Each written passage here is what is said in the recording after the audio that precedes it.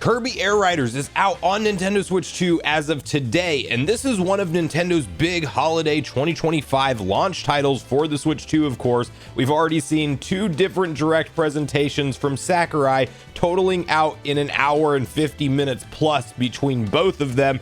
So we've seen a lot about this game, but I personally, up to this point in time, had not played it hands-on. I did not check it out in the demo event as I had other things going on that week. So I went into this with fresh eyes, picking up the copy and getting some hands-on time. And I have a lot to say about this game because there is a lot of good, some bad. There's going to be a crowd of people that just don't gravitate towards this game at all. And I really want to identify which group that is and maybe whether or not you should look into this game, period. And then there's the surprising details that started happening to me a little bit later into the game, because I will just say right at the beginning of this video, the game didn't hook me right out of the gate, and I wasn't necessarily a fan of the new racing control style. It felt weird, it felt clunky. And then as I continued to dive into one specific mode, I got hooked pretty quick and started to really enjoy the gameplay. And while the control scheme is very simplistic on the surface, it's also difficult to master. So there's a lot of different stuff to talk about here. I want to break down all the different game modes, a basic overview of how the controls actually work, and share my overall opinions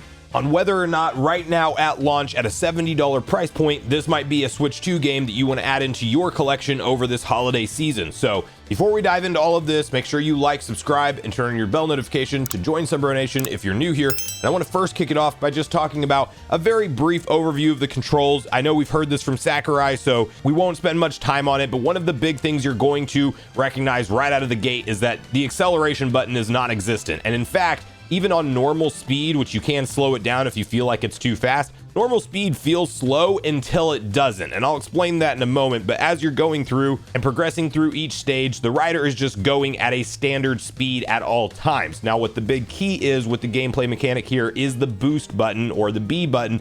You will hold down to actually brake completely to a stop, but you will also charge your boost meter full in that amount of time. And in fact, your boost meter becomes full just a little bit before it makes your character come to a complete stop. So the real idea here, in order to basically maximize your speed within each course, is to look at the turns that are coming up and Mario Kart style drift into them, but kind of at a different pace. You drift a little bit later by holding down the B button. That's slowing you down, which you need to do to actually hit that turn correctly anyway. And if you time it just right, you're going to get enough of a boost and hopefully a maximum boost that will then make you feel like you're going fast again, because it does quite literally speed you up significantly. And in addition to that, F-Zero style, there are more boosts on the course, like throughout. You're going to see green rings that are in the air that you can glide through, because when you go off a ramp, you do have the ability to glide up and down. You can also press B in the air to quickly land and go back down to the ground. There's some strategy reasons for why you would want to end up doing that, but you're always going to be wanting to go through those boosts on course when possible to get extra speed. And combat is a big focus in the gameplay here, because you do quite literally want to take out the NPCs or other players next to you whenever possible. So what's weird about this is another gameplay thing that did not click with me at first, but it's starting to get more comfortable. You wiggle the analog stick back and forth quickly to do a spin attack into other characters, but you're also steering your character with that same analog stick, so it feels very unintuitive to be worried about like coming around a corner and turning, but then you also have to go back and forth real quick on the analog stick, but then still use that same analog stick to make sure you're going the right direction. It does take some getting used to, but it does work well, and you want to do this at just about every opportunity whenever you have characters next to you, and try to knock them down and slow them down and get your own meter filled up, because you do have a special meter where the more damage you are doing to other players on screen, you will eventually be able to do a special with the special button, and you're going to be able to attack them, go faster yourself, and also set them back. All the while, you can worry about the different enemies on screen that are just there for you to essentially use their power-ups. Like, you can suck these enemies in, you can fire them out at different enemies, you can morph into different Kirby power-up forms with all the different various characters, like Sword Fighter form and Fireball form, and all these different things that you'll have the ability to kind of do, you know, a Mario Kart style attack at other characters around you. And I first hopped in and learned all of this in Kirby Air Riders mode, which is just the standard racing mode. If you just want to play with friends or play online, you can hop into that and literally hop right into any stage that you want. That said, I will say that there are some, I think, better gameplay options to start out on besides the tutorial section, which I actually do recommend. I would say if you're picking this game up for the first time, never played it, spend a little bit of time in the tutorial just to get some of the basics down, because again, it's simple on the surface. There's no acceleration button, but actually mastering this is a little bit more technical than you might expect. And in Kirby Air Riders mode, this is another thing, just overall for the game, it's very clear Sakurai's fingerprints are all over this thing. This feels like you're navigating a Smash Bros style menu screen, but in 4K, which I found really cool. And just hearing like the announcer voice and everything like that, it literally feels like you're playing an altered version of Smash Bros, but built around Kirby and his racing friends. And that's just really cool. I mean, I really did enjoy that aspect of this game, all the way down to like the fact that the CPUs, you can go level 1 through 9 and everything, and you can select the characters for them. It's all very Smash Bros reminiscent, customize a bunch of different rules and stuff like that. And Kirby Air Riders mode is just going to be your standard races from, you know, select the stages you want to go through and continue to battle it out and try to come in first. Very straightforward.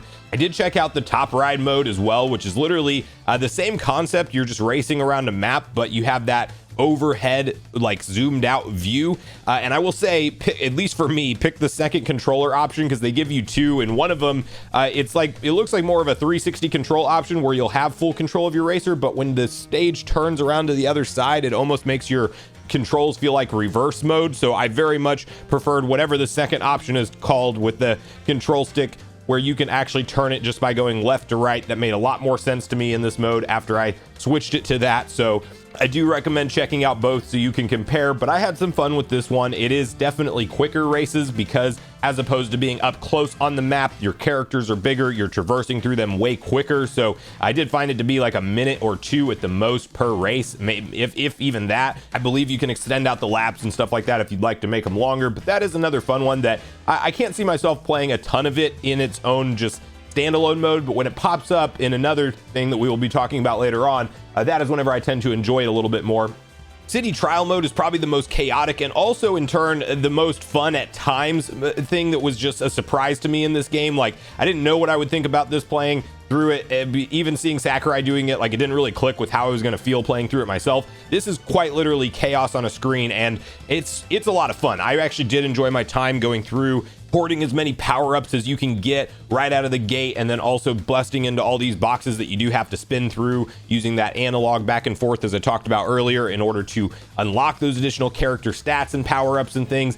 You can switch riders on the fly. You can also potentially lose your rider entirely, and then you're running around as just the character that you need to immediately find one if possible. All the while you have a bunch of other CPUs with you in that mode, and you're trying to stop them from getting as many power-ups and spin into them to steal theirs, and you get crazy different like blast power-ups and lasers you can fire at them. Like, all types of different stuff is happening on screen, and then ultimately you'll fight big enemies to take down together for additional power-ups, and finally when the timer runs out, you'll actually go through a different mini game. There's different ones you can select. Like, one of the ones was like where you had to fire off at and try to hit that highest target on a number board. Some of them moving, like going for the 100 was definitely harder because it had a slider that was closing it. But you're going to determine the winner through winning that mini game, but all the power-ups you've collected actually help you out in those mini games. So kind of a cool thing. And it supports multiplayer up to 16 people online. So I could imagine that being a fun one to just go through online play for hours and hours. I could actually see myself spending some time in that game mode. But this is where the game really separates itself for me personally, as somebody who is not as big into always just hopping into online play in multiplayer games like this. Like, I do like to do it sometimes, but it's more I boot up these games whenever my friends are over and we're doing a game night or something like that. I'm not always looking at these games for my own single player progression, and I very much more gravitate towards single player games. So if you are like me, you will be very happy to know that this game has an excellent story mode that I do not know how long it is at the time of filming, but I will say with what I've played so far, road trip mode kind of blew away my expectations, and it's actually exactly what I wanted to see in Mario Kart World that we didn't get. We got P switches, we got free roam mode, which is kind of fun, but it feels a little bit pointless at the end of the day for me. This feels like something you have to actually go through and complete at some point in time, and there's some elements that add replayability of road trip mode. And listen, right at the opening, like, you're gonna see a top tier 3D animated cutscenes, Sakurai style, just like the gravity of the Smash Bros cutscenes. It's up to that level, but with just the focus being on Kirby. Top tier narration. It looks really great. Like, it gets you into the world, and the fact that you're going to be continuing to unlock a story as you progress this thing. And then you have kind of what reminded me of a Subspace Emissary type of progression in a way. It's different than Subspace Emissary, but it's similar in a way. You're going to basically be on a road that you're automatically propelling forward down. There's going to be 3 different challenges that you can select from, and you go over left to right to pick those. They do kind of come up on you, so if you don't have like all the time in the world to read the details of each one, you'll just end up picking one, going through it, and progressing on to the next point. Here's what's cool though, is that your character actually starts out at level 1 and all your stats are essentially zeroed out. So you have no speed advantage, no air advantage, which stuck out to me right away in the first race. Like, compared to playing in the other modes, my character was not taking flight whenever I was actually going off of any ramps, and I could not figure out why. It also felt slower than normal. You are quite literally leveling up your character as you progress through the story mode, and I found that to be a really cool enhancement.